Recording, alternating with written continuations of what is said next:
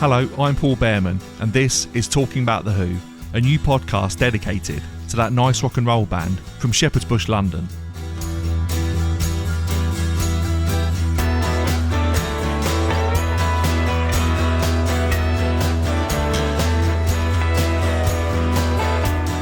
Welcome to episode 6 of season 1, featuring my conversation with not one, but two special guests, Ethan Fisher and Bets Crockett, from the Who-based YouTube channel, The Fisher Protocol. If you've been enjoying the episode so far, don't forget to give us a 5-star rating on your podcast app of choice, and make sure you head over to patreon.com/talkingaboutthewho if you'd like to gain access to our bonus content. We'll get to my conversation with Ethan and Bets shortly, but first, I'd like to indulge in a little thought experiment, if I may. It's well documented that during the last few years of his life, Keith Moon was not in good shape, and his drumming suffered as a result.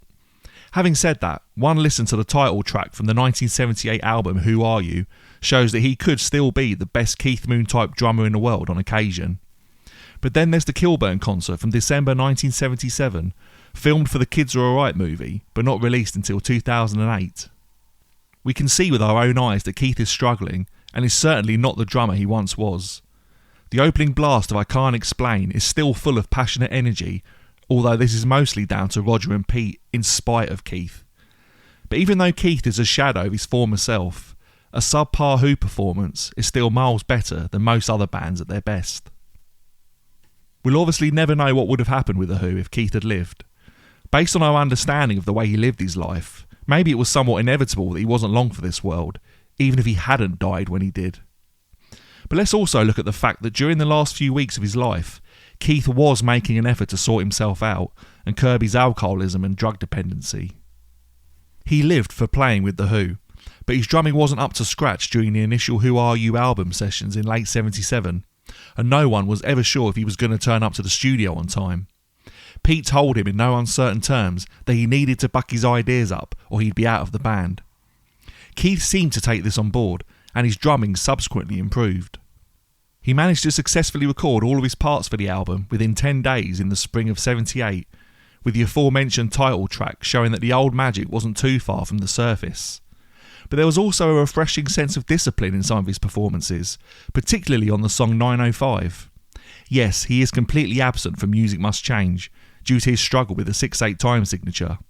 But that song aside, and from my own perspective, there's nothing wrong with his drumming throughout the album.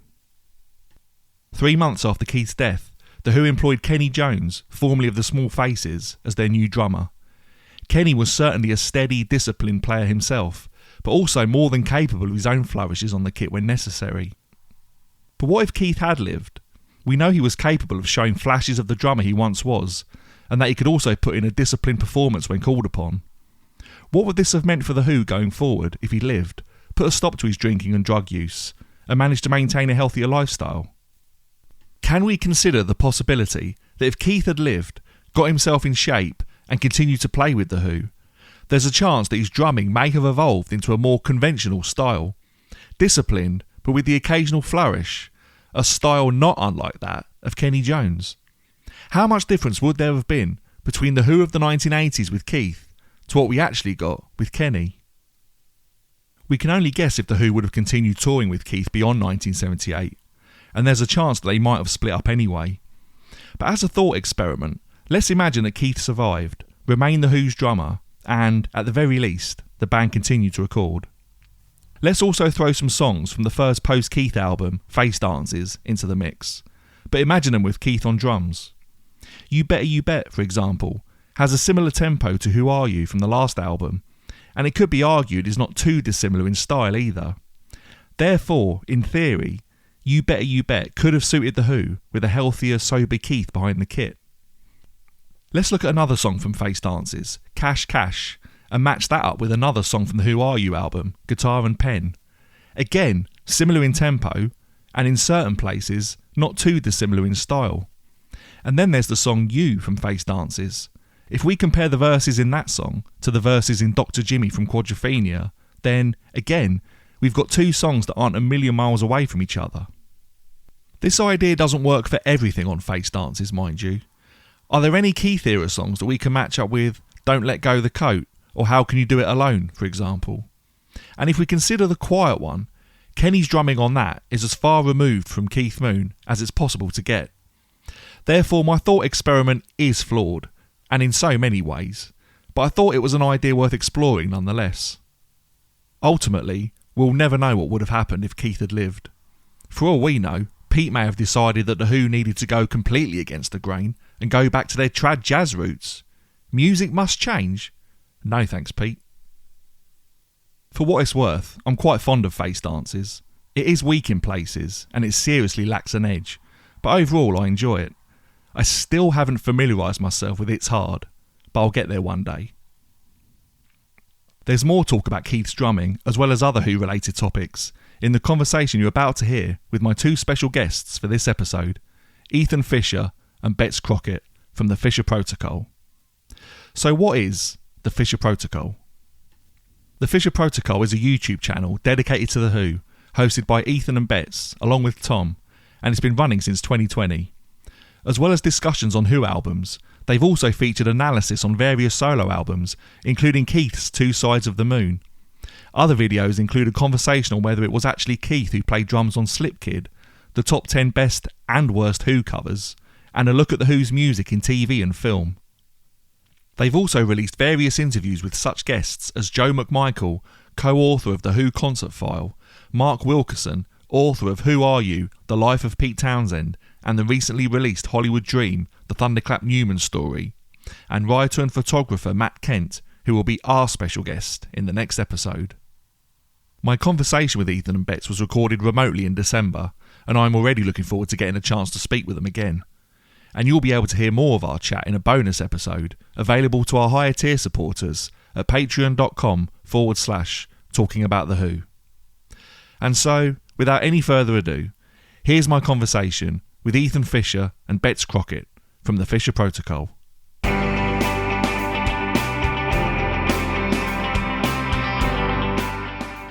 Let's start with the easy question, Ethan. What is the Fisher Protocol and how did it come about?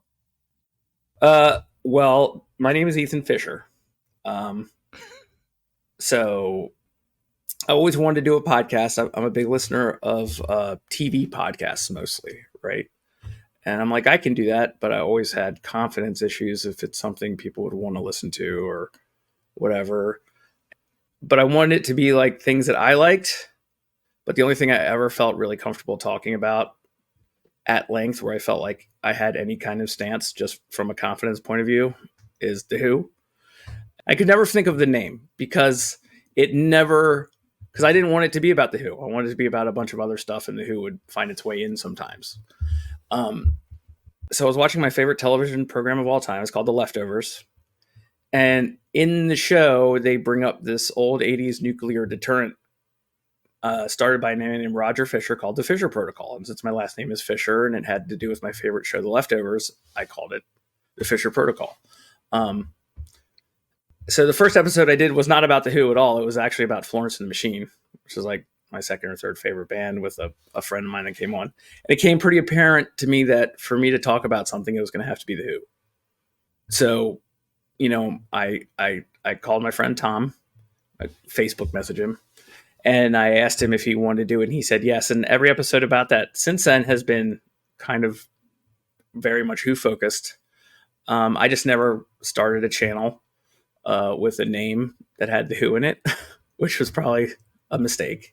But it became very clear to me that there was nothing like this for The Who.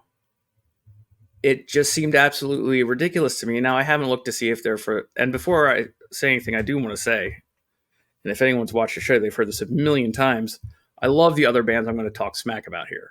I do. I love the Rolling Stones. I love the Beatles. As a child, I spent hours and days upon days with all of those records from all those other bands. And so I don't know if there's other podcasts for those bands out there. I'm sure there are. It just seems to me that The Who has always been slightly disrespected in that class of bands. And so I wanted to place where it became a place where Who fans, real ones like us, the real me's, can actually come and talk about everything that the band has meant to us and why. I don't know why they're not they're in the class of those other big bands, but they're not given that respect, and it's really annoying. The Who chose us, right? We didn't choose the Who. No, I think they're great points, and I think we should definitely go a bit deeper into that. But before we do that, I'll come to you, Bets, and just ask how you got involved with the channel, because as Ethan said, it started with himself and Tom. And how did you get involved? Probably because I was Ethan's worst reply guy on Twitter. Ethan and I followed each other, and my whole thing was, and I'm not on Twitter anymore. I'm on Bluesky now, but I run a kind of very loose John Entwistle Stan account. So bless Ethan's heart, he'd post something about the Who, and then I'd jump in and be like, "It's John time," you know. And at the time, I was called Mean Pills, which was a reference to a really notorious Casper the Friendly Ghost episode. But I changed my flair to Two Sides of the Moon Appreciator, and so Ethan one day contacted me, and he was like, "Hey, if you like this record so much, why don't you come on my show and defend?" It was Two Sides of the Moon. Is that what it was?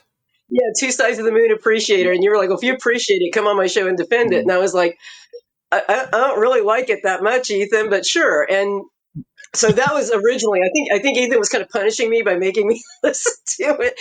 But then one day he contacted me and he said, "Hey, change of plans." And I want to say, "Dude, you gave me like 24 hours." But he's like, "We're going to do this. We're going to talk about Slip Kid and whether Keith Moon played drums on Slip Kid. Can you be on it?" And I was like, "Yeah." And I mean, I crammed because I really, I was excited. I was scared to death. I didn't know much about the background and all that stuff. And so I took, listened to Pete's demos and went online and saw them actually play it, at some show when I don't think they could do Eminence Front and things like that. Found this forum that talked about Nigel Olsson and everything and came on. And that's kind of how it happened. And I don't know that I ever got the invite to actually be a permanent member, but I got my face on the banner. And so as Keith would say, I've just been sitting in all these years. But yeah, once I became a face on the banner, I was like, well, I guess this is real. And I really enjoyed being a part of it. Really love it. Well, you have to understand what we got Bets into. Like, there's only so much I can hear myself talk. So, like, I know that we needed to inject some kind of love for the Who, and I actually tried to, and I've told Bets about this. I tried to interview. I've done a couple interviews of fans that I told them I would record, and I wouldn't broadcast. And I've done a couple where you got to have enthusiasm or something to say, right? And Bets has something to say, and Bets is a thinker, and she does something. She does something that I certainly don't do. She reads, and and we differ on a couple things, right? Like Bets, and she can stop me if I'm wrong, is very much into the Who as a I don't know how you say it, the pop art part of them. If that makes sense. We've talked about this. That I'm not the technical person. I don't know music. I don't know what capos are. I don't know any of that stuff. But I can tell you, that one time Kit Lambert put out a press release calling them the ugliest band in London, and then Roger was upset. So I know like the stories, because I love the music. I also love the stories behind them, and I love the story. Just the fact that they were kind of messy and funny, and the stories are just so great about them. I mean, Keith Moon alone, there's all kinds of like legends and things like that. So that's more my expertise. I call it the lore. I know she's our lore hound, if you will, right? Yeah. I would so much rather talk about that moment when Roger hit the button on the Who's next classic albums, and you just heard him singing Behind Blue Eyes to Keith's drums, and what that sounded like. I'm much more interested in talking about Keith Moon, the drummer, than Keith Moon, the driver of Rolls Royces into pools or whatever. You know what I mean? The Who contains multitudes, and we need multitudes to talk about them. Oh Yeah, yeah. you mentioned that video about who played drums on Slip Kid. That was my entry point to the Fisher Protocol. That's the first thing I discovered. And as soon as I saw that, I thought, that's actually a really good point. I've never actually considered the fact that that is a very un-Keith Moon-like performance. And yeah, watched your video, and I think you kind of decided between you that it probably was Keith on drums. But you did go through all the It, rumours. You mentioned Nigel Olsson. Was he Elton John's drummer? Is that right? I think so. Yeah. yeah, and then I went through this timeline where because somebody mentioned that they had talked to a friend of Nigel Olson's who said that yeah, Nigel was probably the guy that played on it. And then you go through this timeline, like Keith trying to make it back to the UK from California, but he lied about his residency. So he was held up, from re entering the UK. And then, Elton John's tour. And the timelines all kind of fit, but it was a weird sort of, you know, like Charlie Day and his board with all the things. I mean, really, you could go down that route, and I think we decided that Keith probably played along with Pete's demo. And to be honest, we may never know the answer, but Keith was probably hungover or something, and just like, yeah, whatever, I'm just gonna do. We'll never know though.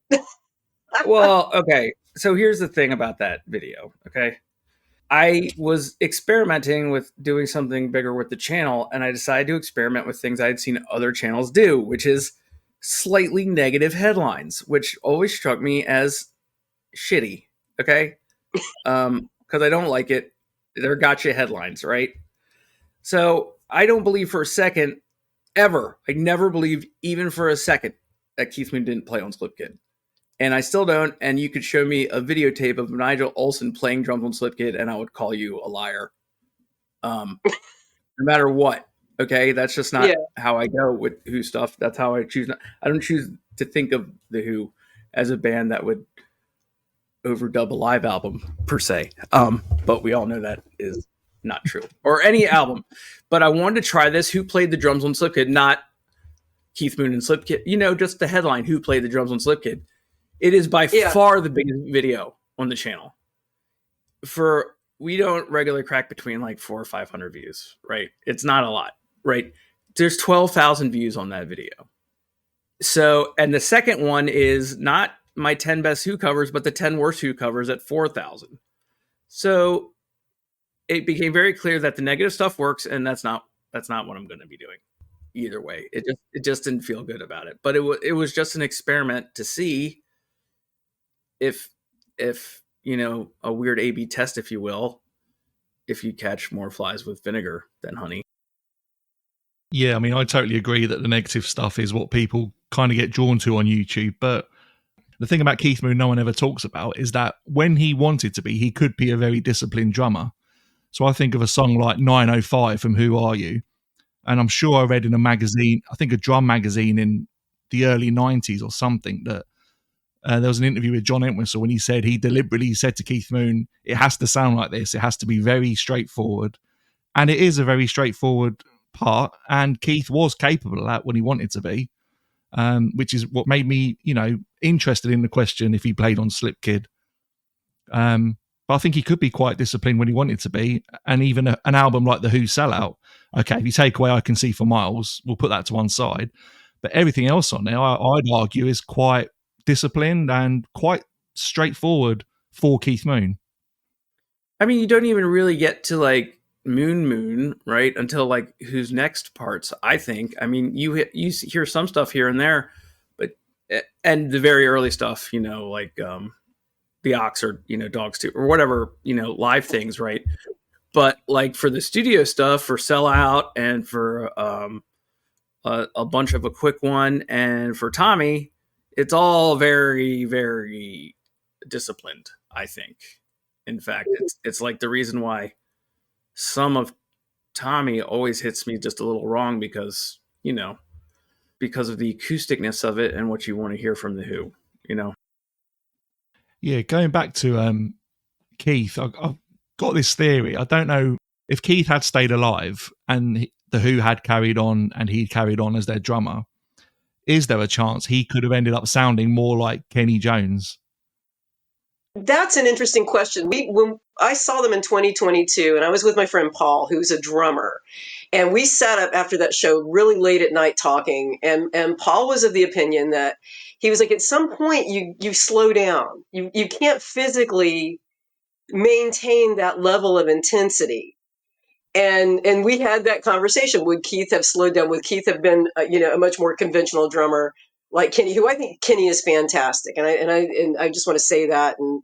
And yeah, like Keith probably would have slowed down a little. He would have had to have. I don't know that he could have kept up that level of intensity physically, even in the best of shape. But you have to understand it's a different kind of discipline. So Keith is going for like 2.5 hours at full manic Keith, right? Okay, but Kenney is going for and I bring up all the drummers because they're all Who drummers, and people might get mad. Do you know what I mean? But this conversation it runs 60 years at this point, right? And when we mentioned all the drummers, I mentioned Doug Sandham as well as Scott Halpin, but Kenney Jones and Simon Phillips, who was a drummer for the Who. I hate to tell people that, but Simon Phillips was a drummer for the Who. Mm-hmm. Went for 3 to 4 hours. And people only talk about these mythic Springsteen numbers. The Who were pulling those shows in the 80s. You know what I mean? And Keith Moon would not have been able to do that ever, as far as I'm concerned. And I could be wrong. Maybe he goes, maybe that night turns out differently. He's rushed to the hospital. He goes to rehab. He does 30 days. He ends up going to AA and he comes out. And the only thing he can do is what Joe Walsh does, which is just tour with the Eagles until he's going to die. Right. It's the only thing he knows how to do. So maybe that happens, but we don't have that luxury. We have to move forward with what we have. And I only say this because the purists need to calm down, man. Like, I get into a bunch of communities with a bunch of purists about these people that like, they don't need to go out again. They can go out again, but they can't go with an orchestra. Okay. Well, then you said they couldn't go out again and they couldn't go out with, with Zach, and they couldn't go out with Pino, and they couldn't go out with, what do you guys want to do? You want Roger and Pete to close up shop in 1978 and never go anywhere? Because that's how you're talking. And it's absolutely Well, they couldn't have done that anyway. And so Pete said they had, you forget that behind the Who is a whole a team of people, and those people have families and all that stuff. So I completely get why they continued. That's one of the reasons. I think the other reason was, I think Pete maybe saw it as a fresh start to actually have things sound kind of the way he intended for them to sound without Keith sort of coming in and taking over. But you have families and a team, and you just can't go, well, we're closing up shop now. It's all over, guys. Go find work. It doesn't work that way. And I'm glad they continued. I'm sorry that it kind of fizzled out because there was a lot of potential there. But, and it's not Creedence Clearwater Revival. It's not one man. We'd like to say it's one man. Do you know what I mean? But it's not. And more than anything, the Who is the sound of those four people together. But Pete says they tour as a brand now, right? And they play those songs. But he doesn't tell Pino or John Button. He doesn't tell them how. This is a big difference I learned from listening to my other favorite like passion to get into is like the New Order Joy Division saga. I think that's kind of like literally the second most fascinating like band in the history of music. But no offense to their new people, like that guy, they make him play Peter Hook lines and sound like Peter Hook, and they put the exact same thing on Peter Hook. The Who doesn't do that. Pete's more of a kind of an artist than that.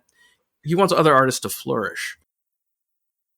And another thing as well, like you mentioned, Bets, the Who, the people behind the scenes had families, so you can't just call it quits straight away. But also, I think another reason is that they've been doing this since they were about, 14, 15 years old. Like, they don't know anything else. They have to do this. This is, okay, as fans, people can moan about it, but this is their lives. They don't know anything else. Yeah, and he tried the editing thing for a little bit, but, he came back to the Who at the end of the day. He came back, He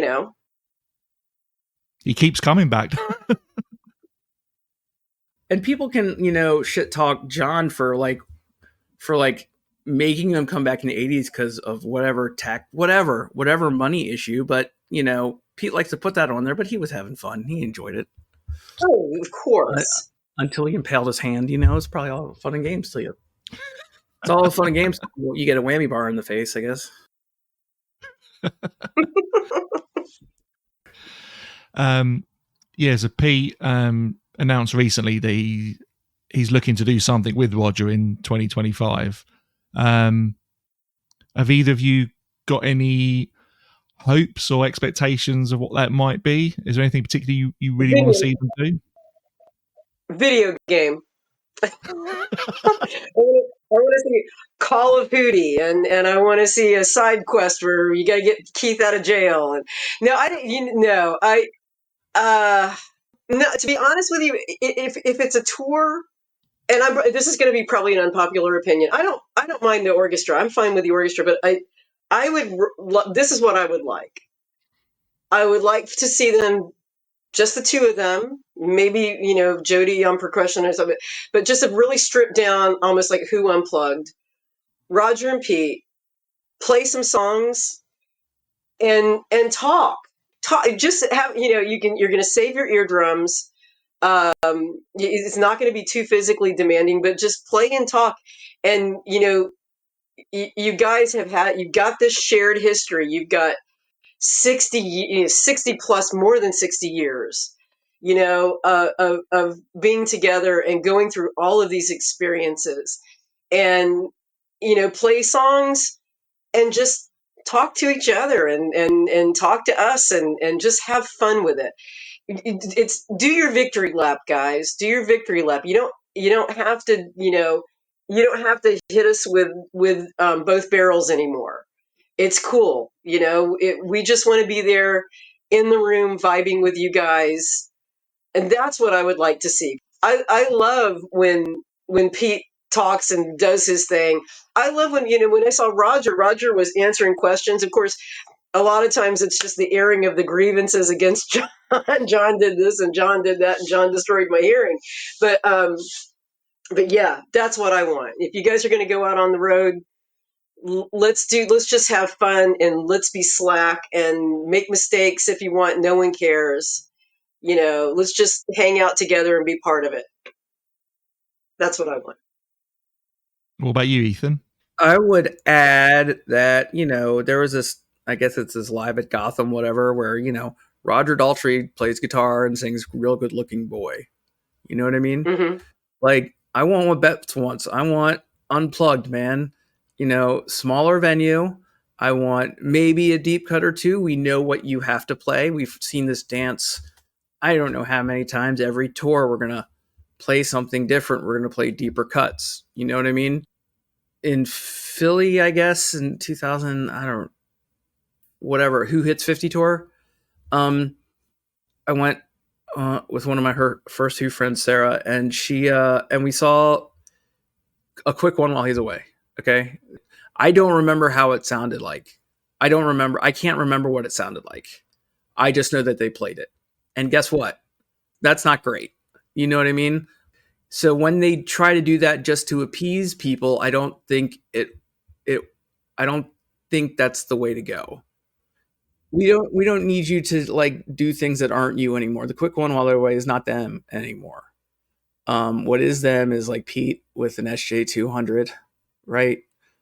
And talking and doing the songs, and that's what I want to see. I don't want Roger to have to do Won't Get Fooled Again, but he has to for them to sell tickets. I kind of don't want them to be called The Who, and not because of any they're not The Who anymore, but because when they are called The Who, they have to give you a scream. They have to, do Who Are You and Won't Get Fooled Again, which are great songs.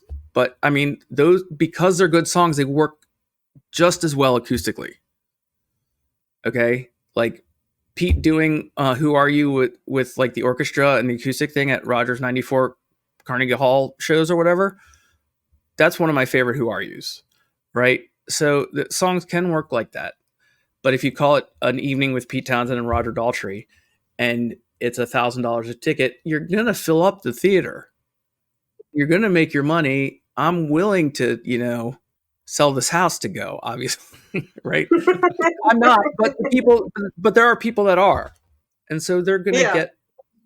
get their bag, as the kids say. But, and if it's like an hour and a half every night, you know what I mean? Just what everything Bet said. We don't want to see like Roger forcing himself to get through the rock because he knows he's got to do Love Reign Over Me. And those things, they're painfully obvious when you see him do it. And I don't know if that's a bummer for me to say, right? But, I make it a point to study what's going on stage. I'm not the guy that's standing up and cheering. I'm the guy that's like watching really intently. So if I see like those things happen, I get really pissed off at the people that smoke pot in the front row, even though they've been asked to multiple times not to. Right. So yeah, I want to see them do something small and intimate, because I know that the people that come to a Who show just to get fucked up won't show up, and they won't pay for it. And it'll just be us who want to be. Yeah, I mean, I saw them at Sandringham in August last year, and I kind of thought at the time, I'm probably done now with seeing the Who live. But if they did a show like that, as you both just described, I would definitely go to that. That would be like, I'm in the same boat. If they do another tour like they have been doing, I don't know. Like, I don't know if I'm down to pay for that again. Maybe I'm down to see if the tickets go really down, like the day of, right? But I'm not down to like queue up first day for ticket for that. I think I might be done with that. And I never thought I would say that. I've heard fans say that through the whole time I like the Who. And we've interviewed some people that are like, I'm done. I'm going to sit here and talk to you about how much I love them, but I'm not going to see them live anymore. Oh, and I also want the people that tell them not to go out with an orchestra and tell them they hate the orchestra to shut the fuck up. That's really what I want. Yeah. Like, leave the orchestra at home. But no, shut up. I want to see Pete Townsend and Roger Daltrey live. I don't want to hear you talk about them. Thank you. When I spoke to Jodie Linscott, she made the point that, they've earned the right to go out and do it any way they want to do it. And if you want to play with an orchestra, why not? Because it sounds great. It suits their music. She said the most fun she had was when they were being kind of loose, So again, guys, have fun. Just have fun with it, and we'll have fun with you. And I love that. Like I said, they've earned it. I don't know if there's any other band where you would come away thinking, oh, tonight was great. It all went wrong. They were really pissed off. It was a fantastic gig. That's what you want from the Who. Exactly. That's what we talked about that, because when I saw the 2022 show, like I said, Roger, got mad and he threw his monitor down and he walked off. He stormed off like right at the beginning of the show. And there were a lot of people who were like really, like, I paid good money for this and and they were going to do Won't Get Fooled Again. That's when it happened. No, was it? No, it was I Can See for Miles. And they couldn't get through it. So then somebody earlier in the evening had been yelling at Pete about Naked Eye, and Pete's like, I'm not playing again. I'm going to do what I want. Well, they had everybody go off the stage but Pete and the acoustic guitar. And Pete kind of got Roger back. I was like, come on. And Pete was like, what do you want to play? What do you want to play? Anything you want to play, we'll do it. And Roger was like, I want to do Naked Eye. And Pete was like, oh, fuck me. But they did it. And I know people were mad about not getting I Can See for Miles. But you got Naked Eye, dudes. Like, they never do that song. Like, yeah, we got that. And I remember at the time thinking, going back to 74, Cow Palace, Keith does a header off the drum throne. Who up here can play drums? And Scott Halpin comes in, saves the day with a few songs. And you're right. People walked away from that show. Nobody walked away from that show being mad about it. People walked away from that show going, holy shit, like, did you just see what happened? And they got this dude out, and we just witnessed, like, rock history. They're going to talk about this for decades, and we still do. And the whole idea of the Who is their brand is chaos. Their brand is chaos. Something's going to go sideways. Something's going to go wrong. Pete's going to lose his shit on somebody. At some point, John's, one of the shows, John threw his bass down, jumped off 10 feet off the stage, because he was over them so bad, yelling at him. There's always something's going to happen, but you're never going to get a bad Who show, no matter how quote unquote bad it is. They're going to give you 110%. They're not going to be checked out. They're not going to be just putting in the time to get that bank. They're going to give you a show, and it's always going to be memorable. In 2006, I saw them many times in that year, and I went to see them at the racetrack in Baltimore. And I was there with a bunch of my friends, but they weren't Who fans, and they knew I was there. That's all I wanted to see. And they fucked up. Pete got the lyrics wrong to Eminence Front like 4 times. Yeah. And what do you think of the Who show? I was like, oh my God, they screwed up Eminence Front so many times. It was the greatest thing I've ever seen. You know what I mean? And they're like, yeah. And they're like to me and they're like, yeah, we liked it too. You know? There's not a bad Who show does not exist, in my opinion. Maybe 79 when Pete wanted to spend 3 hours arguing with the audience at the Rainbow. Even that, I would listen to that because it'd be entertaining as hell. But there's no such thing as a bad Who show, ever. No, I think you're right. And speaking of mistakes, when I saw them at Shepherd's Bush in 99, and they messed up Substitute. And that's one of the most memorable things about the gig for me. They, messed up a song they'd been playing for 30 odd years at that point. But they messed it up and it's always stayed in my mind. Like after that CD came out, why has Pure and Easy not been in the set? Is what I'm trying to figure out. Like, I Don't Know Myself and things like that came back for a while. And where's Pure and Easy? Like in general. Anyway, that's a subject for a Fisher Protocol at some point. No, it's a very good question. And, yeah. Speaking of Fisher Protocol and 2025, is there any future plans for the channel at the moment that you can share? We've talked about some things. It's kind of down to my back, which is pretty bad and keeps me from sitting in this chair a lot of times right now. A lot of it is down to my enthusiasm, but there are shows I've always wanted to. I mean, I want to do one every time I see like a piece of news. Like every time Rachel Fuller comes out with The Seeker, I want to do an episode. It's just a question of, the mind is willing, the flesh is weak, I guess. And, I'm not going to stop doing this until I've talked about Simon Townsend's Among Us at length, till we talk a little bit more about certain things. But, I have a list in my head. I think I owe it to certain fans that have requested to listen to more solo Roger Daltrey material, which I have been loath to do. But McVicker really kind of proved me wrong on some things. Betts and Tom they've become like my best friends, like period. Like the messaging that is always occurring to us, even when there's not Fisher Protocol things happening, is kind of ridiculous. And they've never said no to me on like anything. It's really kind of crazy and whack, and I want to do more there's more Who covers popping up every day. I love reviewing the Who covers, especially when they suck, like the Hollywood Vampires and Limp Bizkit. Anyway,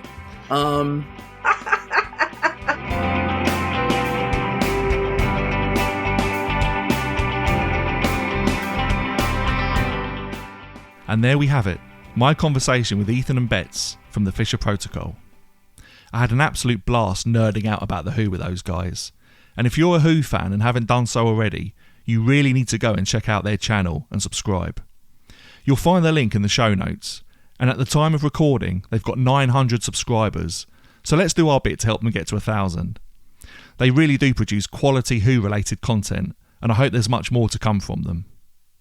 As I mentioned earlier, there's a bonus episode featuring more of my conversation with Ethan and Betts over at patreon.com/talking about the Who, as well as other bonus episodes with Jodie Linscott, Chris Charlesworth and Tony Fletcher.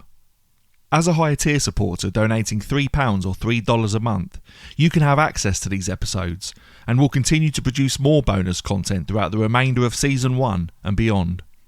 A small monthly payment also means that you're helping us to continue making more episodes of this podcast, and really will go a long way towards that.